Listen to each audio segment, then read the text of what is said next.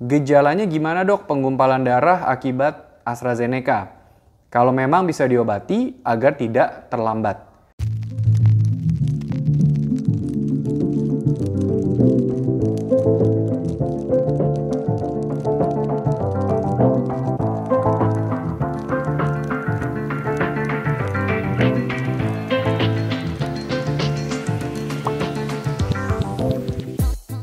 Halo Millennials, kembali lagi di video YouTube kita hari ini bersama saya Dr. Gary.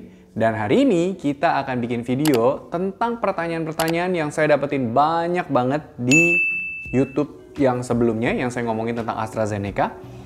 Banyak banget yang bertanya tentang penggumpalan darah akibat AstraZeneca itu gejalanya seperti apa sih? Dan apakah bisa diantisipasi? Dan kalau misalnya sudah kena amit-amit, apakah bisa diobatin?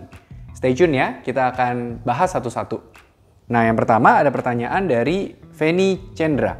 Malam dok, mau tanya penggumpalan darah, tanda-tandanya gimana? Lalu dari Puspita, gejalanya gimana dok penggumpalan darah akibat AstraZeneca? Kalau memang bisa diobati agar tidak terlambat.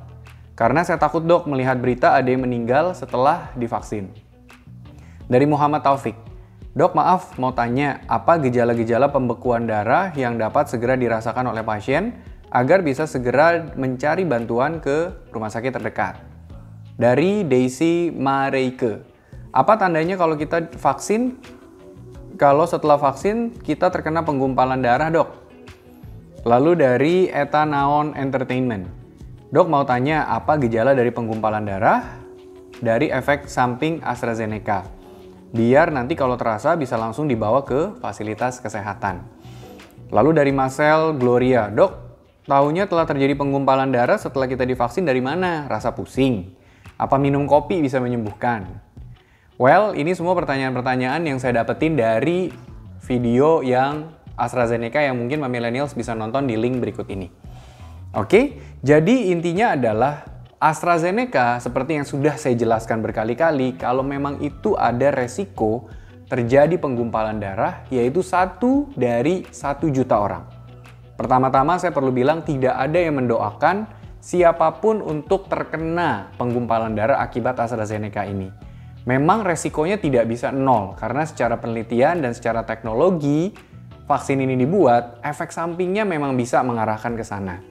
Jadi, kalau millennials merasa 1 banding 1 juta ini masih terlalu tinggi dan tidak mengambil resiko ini, bisa pilih merek vaksin yang lain yang tersedia di Indonesia, yaitu masih ada Sinovac dan masih ada Sinopharm.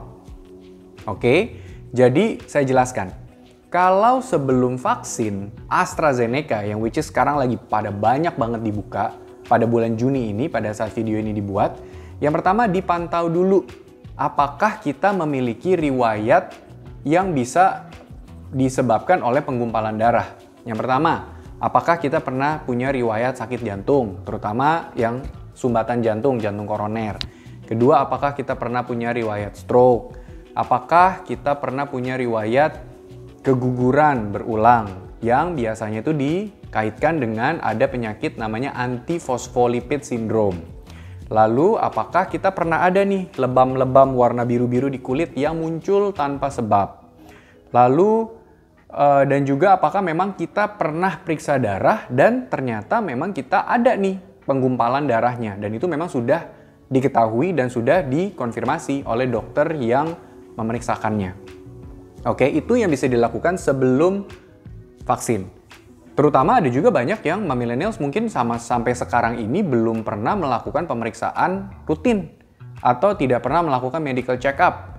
Nah, ini mungkin adalah waktu yang tepat, apalagi millennials sudah berumur, sudah di atas 40, saran saya boleh dilakukan medical check up sebelum vaksin supaya kita jadi tahu apakah memang kita punya resiko-resiko tersebut. Walaupun saat ini tidak ada gejala apapun. Oke, itu yang sebelum vaksin. Setelah divaksin, biasanya penggumpalan darah itu tidak langsung terjadi. Ada yang langsung bilang, aduh dok saya pusing habis vaksin, aduh dok demam habis vaksin. Apakah itu langsung terjadi penggumpalan darah? Well, secara teorinya, penggumpalan darah itu terjadi pada hari ke-4 sampai hari ke-20. Jadi tidak langsung terjadi setelah vaksin. Nah, gejalanya apa aja? Yang pertama, mungkin bisa demam. Nah, demam ini juga bisa terjadi 12 jam atau 24 jam setelah vaksin.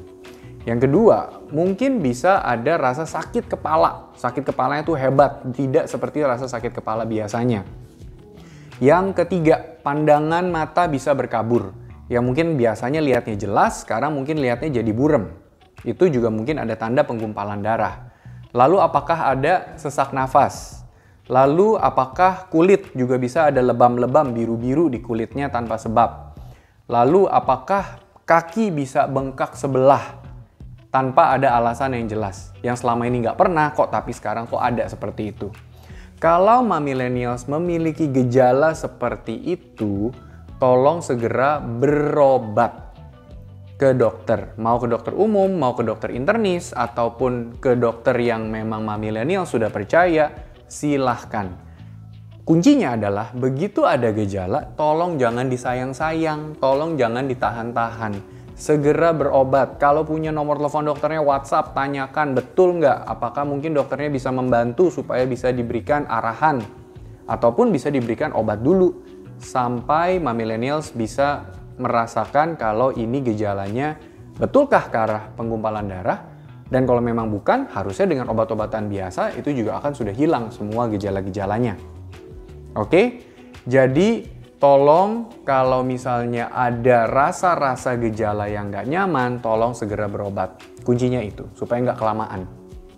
Oke? Kalau millennials ada pertanyaan soal penggumpalan darah sebelum ataupun sesudah vaksin, bisa share, bisa cerita di kolom komentar di bawah ini sebanyak-banyaknya. Saya akan dengan senang hati membalas semua komen-komen, pertanyaan-pertanyaan yang bisa diberikan kepada saya. Oke? Jangan lupa like dan subscribe kalau belum. Dan tolong share video ini sebanyak-banyaknya supaya makin banyak orang yang makin tahu dan jadi yakin kalau vaksin itu aman. See you!